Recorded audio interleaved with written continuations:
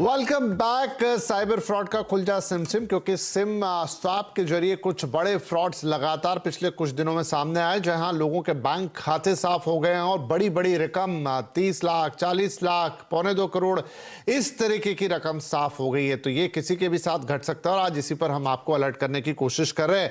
Right, तो प्रशांत जी ये बताएं कि देखिए अब आमतौर पर ये जो घटना घटती है और हमने सब में मॉडस ऑपरेंडी देखी कि रात की तरफ है, मतलब जब आप सो भी जाएं, जब रात के पास समय आपके पास ज़्यादा कॉल्स नहीं आते, आप अपने फ़ोन को ज़्यादा एक्सेस नहीं करते, आप मैसेज नहीं देखते, अगर आपकी सिम डीएक्टिवेट हो भी गई तो आपको शायद रातों रात पता ना चले, सुबह अगले दिन ही आप देखें। क्या तरीके हो सकते हैं इससे बचने के लिए? देखिए विपिन जी, यूजर को सबसे पहले तो विजिलेंट रहना पड़ेगा। हम किसी भी अटैक को 3 कैटेगरी में बांटते हैं, बिफोर, ड्यूरिंग और आफ्टर। अगर हम बिफोर अटैक की अगर मैं बात करते हैं तो कुछ साइंस हैं जो कि यूजर पकड़ सकता है। अगर उसको अननेसेसरी के कॉल्स आ रहे हैं, बार बार कोई टेलीकॉलर उसको फोन कर रहा है, आधी उसकी पर्सनल इन्फॉर्मेशन वो शेयर कर रहा है और वो चाहता है कि अब मेरे को भी ये यूजर जो है कुछ अपनी पर्सनल इन्फॉर्मेशन दे, तो हमें थोड़ा सा विजिलेंट रहना पड़ेगा।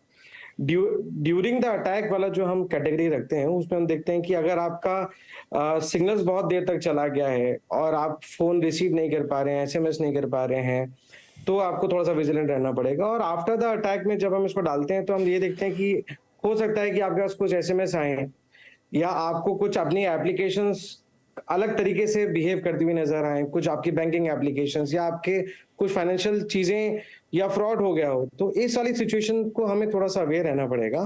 पर अब हमें करना क्या है अगर ऐसी सिचुएशन आ जाती है, तो हमें सबसे पहले करना क्या है? हमें सबसे पहले जाके अपने टेलीकॉम ऑपरेटर को रिपोर्ट करना है। उसके बाद हमें अपने बैंक को भी बताना है कि किस तरह की फाइनेंशियल फ्रॉड हुआ है।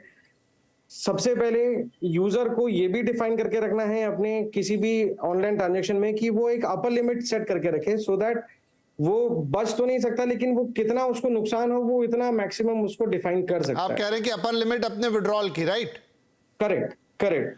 प्लस जैसे ही वो ये 3 बैंक को और टेलीकॉम ऑपरेटर को रिपोर्ट कर देता है, उसको cybercrime@gov.in पे जाके अपना रिपोर्ट करना है या वो 1903 पे भी रिपोर्ट कर सकता है। सो इस तरह से यूजर अपने आप को अवेयर कर सकता है, थोड़ा सा प्रोटेक्ट करने की कोशिश कर सकता है। इसके अलावा यूजर को अपने फोन के अंदर बहुत सारी सिक्योरिटी अपडेट्स रखने चाहिए, जैसे उसको ब्राउजर टाइम पे अपडेट करना चाहिए, उसको ऑपरेटिंग सिस्टम को अपडेट करके रखना चाहिए, एंटीवायरसेस को अपडेट करके रखना चाहिए। सोशल मीडिया पे कोई भी अपनी पर्सनल इंफॉर्मेशन उसको शेयर नहीं करनी चाहिए जो कि बाद में जाके मिसयूज हो जाए और फाइनेंशियल फ्रॉड का रूप ले ले।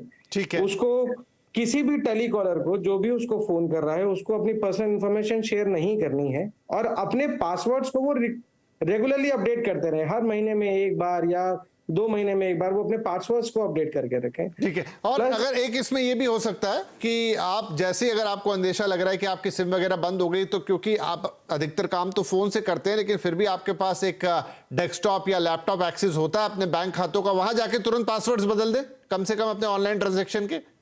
इमीडिएटली जैसे ही आपको ये लगा कि आपके सिग्नल्स चले गए हैं, आप इमीडिएट बेसिस पे जाके अपने पासवर्ड चेंज करें और एक बैंक के नहीं आपके जितने भी अकाउंट हैं उन सबका पासवर्ड चेंज क्विकली। अपूर अग्रवाल साहब, जी, अब क्योंकि समय मेरे पास समाप्त होने आया, अपूर अग्रवाल साहब, ये प्रावधान है कि आप गोल्डन आवर्स में यानी कि 24 घंटे में इस तरह का अपराध होने के अगर अपने बैंक को सूचित करते हैं तो आरबीआई ने नियम बनाए हैं कि आपके पैसे लौटाने की या उनको उस लॉस को मेक करने की लायबिलिटी बैंक की होती है, लेकिन बैंक उसमें फिर बहुत सारे क्लॉज लगाता है कि आपकी अगर गलती है तो आपको फिर वो नहीं मिलेगा। और गलती तो देखिए इसमें होती ही है कि कहीं ना कहीं आप चूक कर रहे होते हैं। करेक्ट। देखिए गलती किस तरह की होती है उसके ऊपर निर्भर होती है कि गलती हुई है और किस तरह की हुई है। अगर अननोन में हुई है तो बैंक की पूरी लायबिलिटी है आपको पैसा वापस करने के लिए और उस रिस्पॉन्सिबिलिटी को वो हटकर भाग नहीं सकती है। अगर बैंक लायबल नहीं, अगर बैंक अपनी लायबिलिटी से नाकाम होती है